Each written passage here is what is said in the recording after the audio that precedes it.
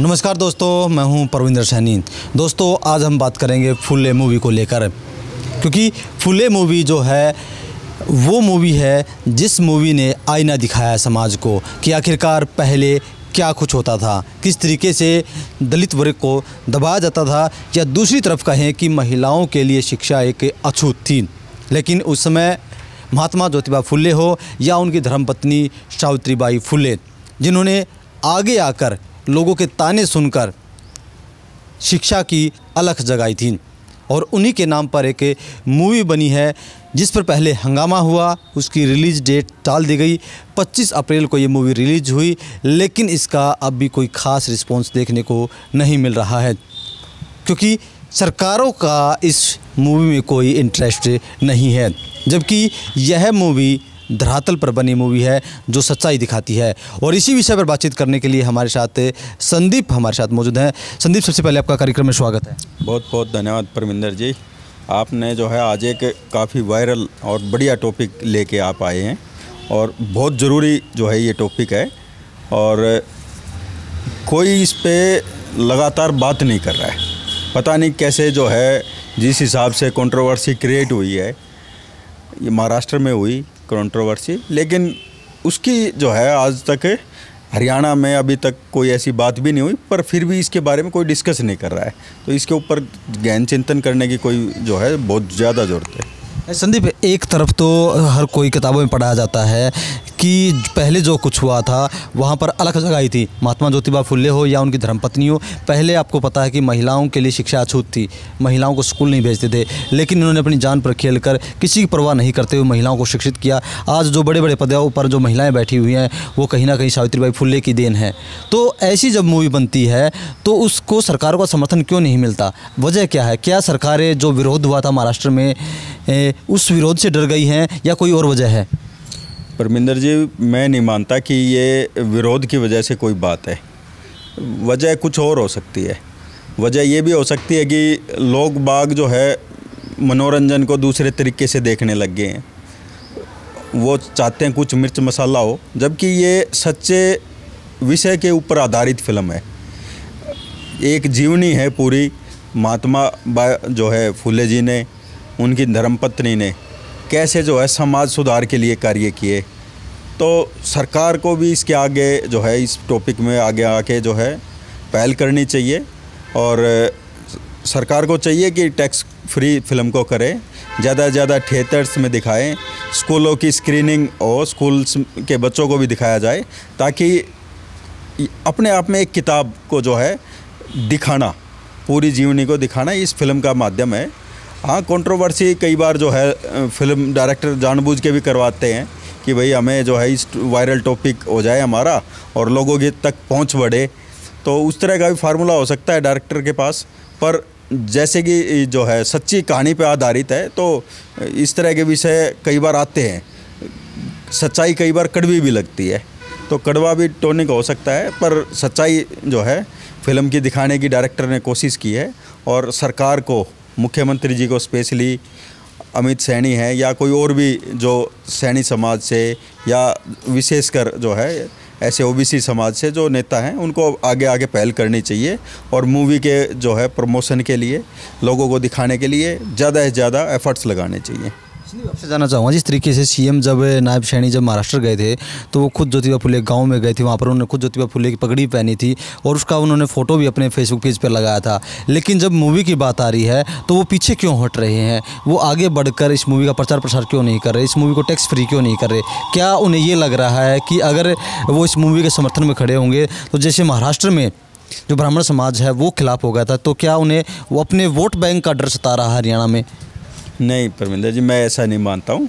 Vote bank की ये बात नहीं है। जो है वहाँ पे थोड़ा जो है ब्राह्मण्स ने थोड़ा कंट्रोवर्सी क्रिएट की थी, और जिसका कि जो है डायरेक्टर ने भी जो है कट लगा के, और उसको बाद में एक जो है पहले 11 तारीख को रिलीज़ होनी थी लेकिन 25 तारीख को रिलीज़ हुई।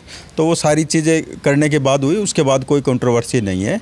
और जो है सरकार को पहल जो है हो सकता है कि अभी जो पहलगांव का जो टॉपिक चल रहा है, अभी जो देश के ऊपर विपदा है, उस वजह से हो सकता है इस टॉपिक को जो है ज़्यादा नहीं तवज्जो मिल पा रही हो, लेकिन जैसे ही नॉर्मल होगा समय तो मेरे हिसाब से ये लॉन्ग टाइम के लिए ये मूवी जो है ज़्यादा अच्छी व्यूज़ भी लेगी और सरकार भी इसके ऊपर पहल मेरे हिसाब से करनी चाहिए।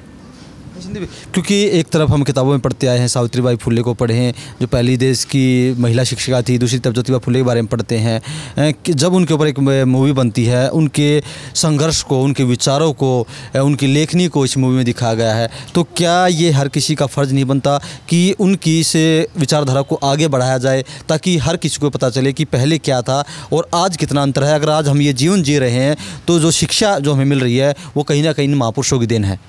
जी परमिंदर जी, देखो कहते हैं कि एक एक बूंद से जो है घड़ा भरता है और बहुत ज़्यादा एफर्ट जो है शिक्षा के लिए, समाज सुधार के लिए, ओबीसी वर्ग को बराबरी का अधिकार देने के लिए ज्योतिबा बाई फुले जी, उनकी धर्मपत्नी का बहुत ज़्यादा जो है हस्तक्षेप है, रोल है, अभिन्न अंग है। लेकिन उस दौरान पे हमें ब्राह्मणों का भी या जाति विशेष, जब ये टॉपिक है ही तो क्लियर बोलता हूँ मैं कि यदि जीवनी बुक उनकी पढ़ेंगे तो सबसे पहला स्कूल जहाँ पे शिक्षा का जो है अलग जगह थी, वो ज़मीन, वो जगह, वो बिल्डिंग ब्राह्मणों की ही देन थी। और इस तरह का जो है कई बार जो है ना हुमर फैलाए जाते हैं कि भाई कोई जाति विशेष या इस तरह की, तो हमें इस चीज़ से ऊपर उठ के समाज सुधार के लिए जो एफर्ट उन महात्मा जी ने किए, उनको बड़ा जो है उस समय में आप कल्पना करके देखिए कि आज से कितने साल पहले उन्होंने अलख जगाई और जब बराबरी का अधिकार ना जो है नीची जात को था, ना ओबीसी को था और ब्राह्मण का युग चल रहा था, उन्होंने जब शिक्षा की बात की, उसके बाद हम जो है अंबेडकर जी को इंडिया के अंदर पूजते हैं कि भाई बाबा साहब नहीं होते तो कौन इतनी अलख जगाता। तो उनके भी गुरु जो है ज्योतिबा बाई फुले, सावित्रीबाई फुले जी हैं। तो हमें इस टॉपिक को जाति पाति धर्म से ऊपर उठ के इस टॉपिक को देखना चाहिए और बच्चों को ज्ञान मिले, शिक्षा मिले और इंस्पिरेशन मिले।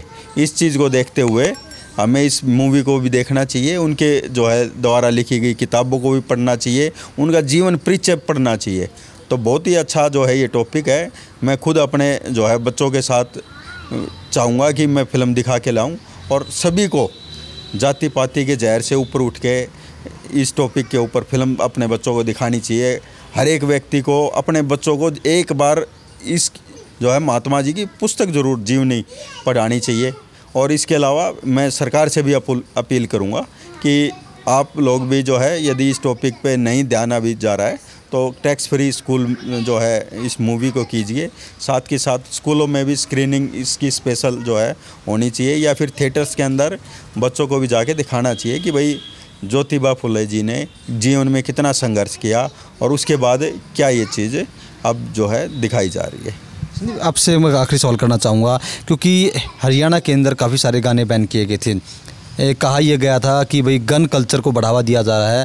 सरकार ने कहा था कि आप अच्छे अच्छे गाने बनाइए ताकि लोग आपके गानों को सुन सके। लेकिन अगर ऐसी अच्छी मूवी बनती है और उसका प्रचार प्रसार नहीं होता है, उस पे से उसको टैक्स फ्री नहीं किया जाता है, तो जो अब एक कलाकार है, जो एक डायरेक्टर है, उसने जो एक कोशिश की थी, अगर उसे सहयोग नहीं मिलेगा तो क्या कोई ऐसी हिम्मत दोबारा कर पाएगा? जी परमिंदर जी, लगातार सरकार जो है सेंटर भी और स्टेट भी इस तरह के कार्य और इस तरह के कदम उठाती रहती है। उन्होंने कश्मीर फाइल्स और इस तरह की काफ़ी अनेक जो है मूवीज़ को ध्यान दिया, लेकिन अभी जो है करंट में जो ये मूवी है इसके ऊपर वो पता नहीं क्यों नहीं ध्यान कर पा रहे। तो मैं सरकार से अपील करूँगा कि जल्द से जल्द इसके ऊपर फैसला ले और इस मूवी को भी टैक्स फ्री करे और लोगों को स्पेशल स्क्रीन्स पे दिखाया जाए। और लोगों से भी आग्रह है, जब तक जो है थिएटर्स को ये नहीं लगेगा कि भाई ये मूवी चलेगी तो वो भी नहीं जो है स्क्रीनिंग करेंगे। जैसे ही लोग रुचि दिखाएंगे अपने यहाँ थिएटर्स में भी मांग बढ़ेगी। डिमांड एंड सप्लाई का रूल लगते ही हर जगह मूवी देखने को मिलेगी।